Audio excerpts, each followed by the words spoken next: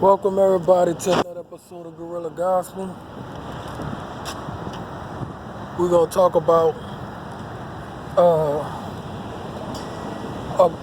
a private sector.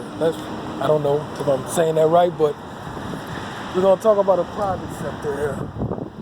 And in this private sector, we have private things, private matters, private, negotiations, private, secrets. Period.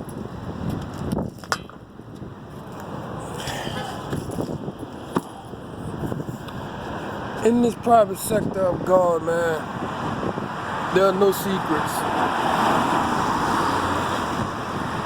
None. It ain't no secret, bro. To the word.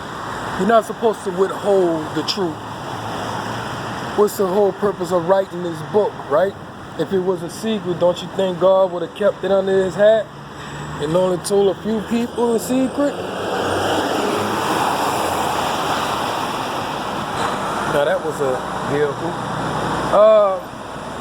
We're dealing with a matter right now. We're gonna get into it, and this is a part about the cedar tree. It was there's a scripture up in the Bible that talks about this cedar tree. And this cedar tree grew up outside of,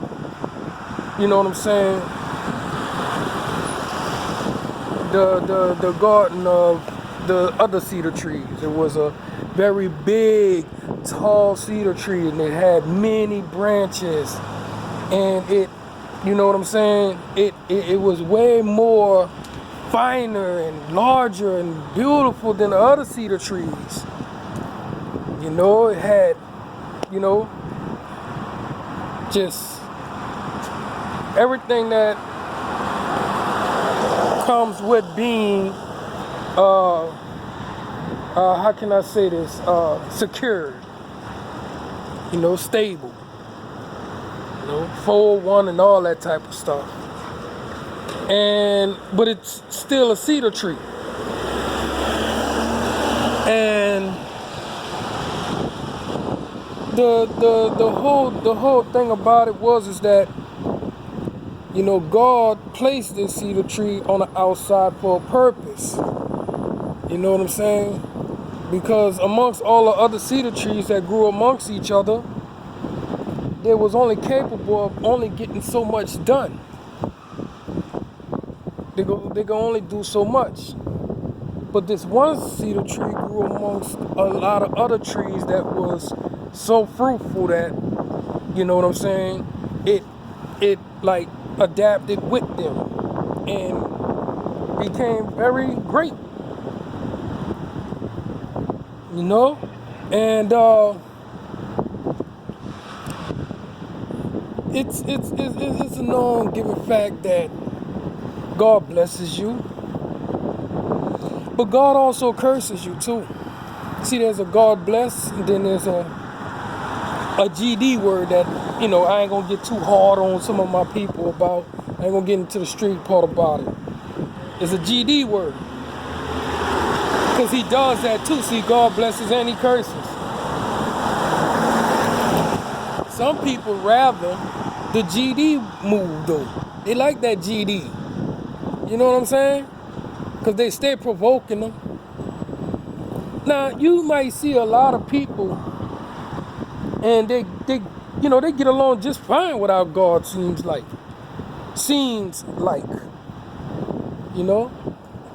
But man, beneath all that, they still faced with the same curses that we endure. Same problems in every household is in these streets. There's not one that, that can say that they don't catch a cold, they don't catch a flu. See, they got this deal where they say that they supreme. The only way you supreme is if you ain't got a belly button. You can make a kid without sex. And I'm serious, I'm not talking about with no doctor doing it or nothing. All right, because there's nobody perfect on this world, man. We only beat each other up just so that we can gain, you know, wealth and popularity. Popularity is our biggest situation right now, man. If I can translate that out of the script, Moses, all right, bam, okay. I ain't gonna say Moses was in it for popularity, but everybody, like, I mean, you know, God, I mean, Moses got beside himself a little bit by tapping the rock. I don't think he really meant nothing by it, but you know what I'm saying? He took the popularity vote and did it. You know, and it cost him a good deal. If God gonna bless you, he gonna bless you. But if you make it to where, hey, bro, you don't deserve a blessing, don't take it upon yourself to bless nobody. Now, I mean, I gave away 2 umbrellas that I found. I found another one. Thank God.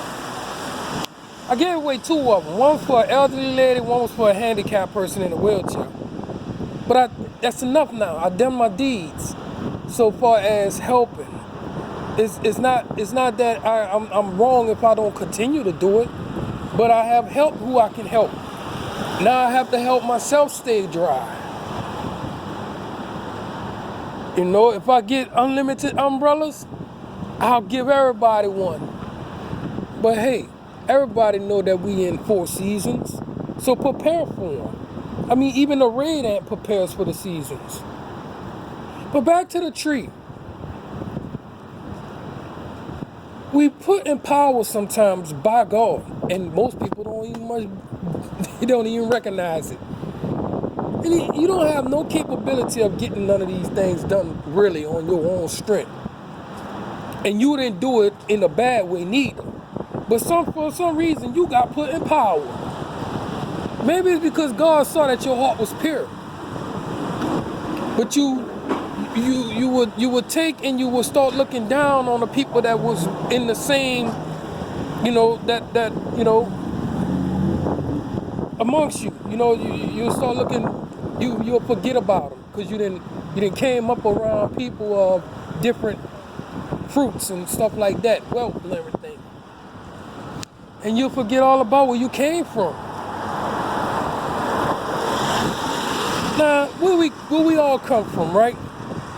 I mean, let's be specific about it. Where do we all come from? All of us come from some type of depression, anger, jealousy, and all that type of stuff, yeah. I mean, I can't even say that we all come from being poor, because in reality, there's no such thing as poor. In reality. Because if there was a such thing as poor, then a lot of people wouldn't be so poor, you know what I'm saying, and be rich as hell. Now I hope that sunk in. I hope that really marinated what I just said, because I ain't gonna say it again.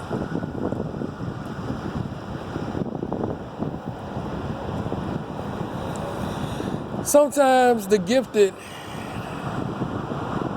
is misled when it comes to being the only cedar tree amongst other trees that has fruit and everything. And they tend to forget what their mission is. And then, you know, some of them get chopped down.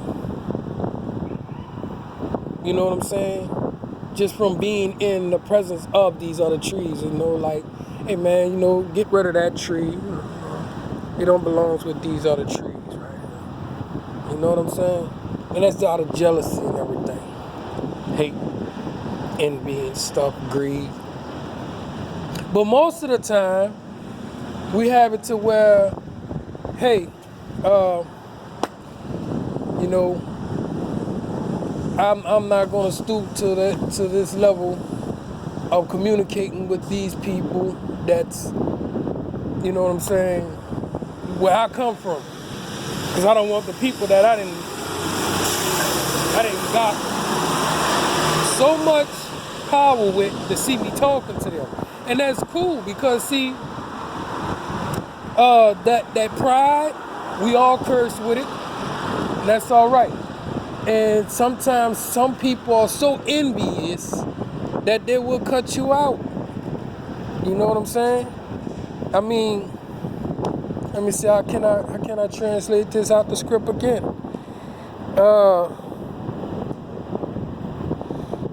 You know, it was Jesus talking to the woman, and you know what I'm saying? The disciples was tripping because he was talking to this woman. Like, he came to save all for number one, but it was a big old situation behind talking to women and all this type of stuff going on and everything. But mostly all the women was considered big time sinners. When, hey bro, I was talking about how the wicked make sinners and turn around and call them evil. And this is what Jesus come to understand, being the cedar tree. You know what I'm saying? He didn't forget where he come from. He didn't forget the things that he was taught and all this type of stuff. And so he didn't place no judgment on people being caught up in their sin.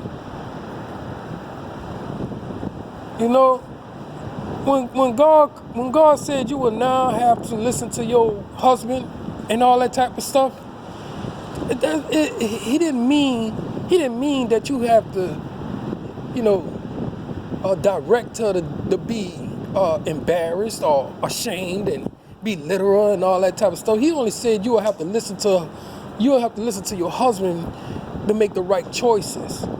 You are ordered to listen to him now, because that person was listening to God. Now you must listen to him, your husband. But I mean, if I didn't listen to God, what makes you think I'm gonna listen to him? Is what most of these women do. But I pray that nobody listen to anybody if they ain't telling them to do the right thing. A lot of people tend to listen to all the negativity and everything. But the cedar tree, bro, you know, we have it to where some people, bro, they get out here, bro, and they get so far out there that they forget the mission that they own as preachers.